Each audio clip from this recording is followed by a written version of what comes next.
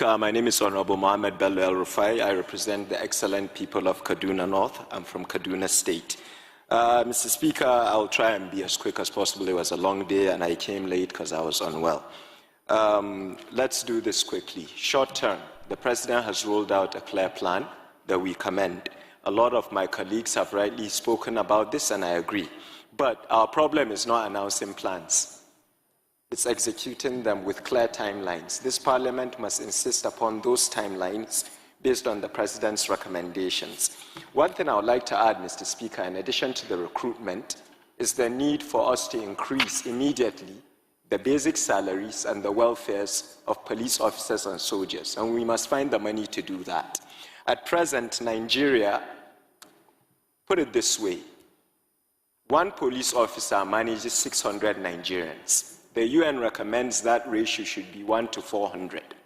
We are understaffed. The President has tackled that. That's one point in terms of the short-term solution. And I think, sir, you leadership and committee chairman like Honorable Jimmy Benson should keep an eye on this execution.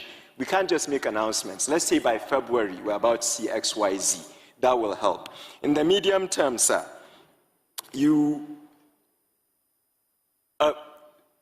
there was a conviction recently of a terrorist, Boko Haram. I believe his name is Hussaini Ismail.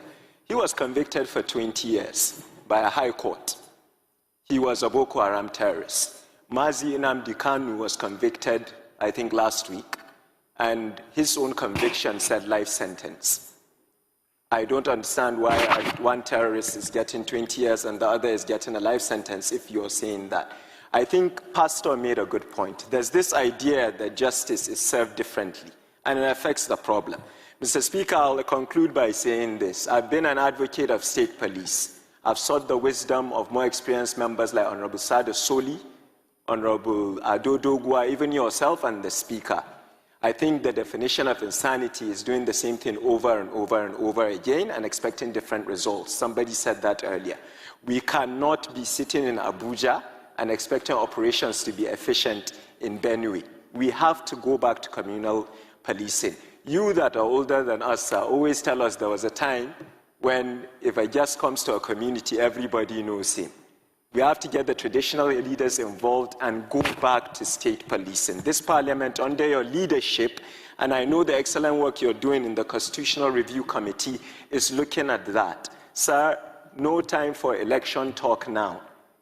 We have to tell the public a timeline to roll this out. The fear that governors will abuse it always shocks me because they already have all that power. I'll finally end by putting myself in trouble as usual. The North has an issue. My honorable sister mentioned why we have become a breeding ground for such things. This is why. We are not sending our children to school. Of late, you have bandits on TikTok holding monies. The younger people, younger than myself, they have no employment and no skill because we've neglected them. It's a failure on all our parts over the years. Mr. Speaker, these young people go on TikTok and see a criminal holding minted cash. He's suddenly exciting. You want to emulate him.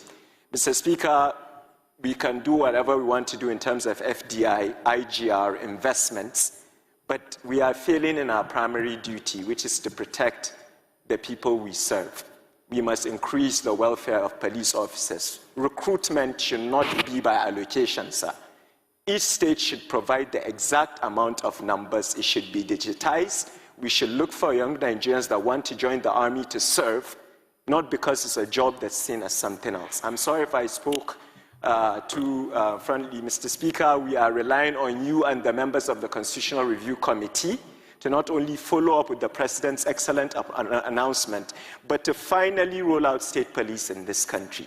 I hope I made my point, and I really appreciate the session today. And once again, sorry I came late. Thank you so much. 30 seconds more. You still have another 30 seconds. Oh, I thought I didn't have time, Mr. Speaker. Fine, with the 30 seconds, let me...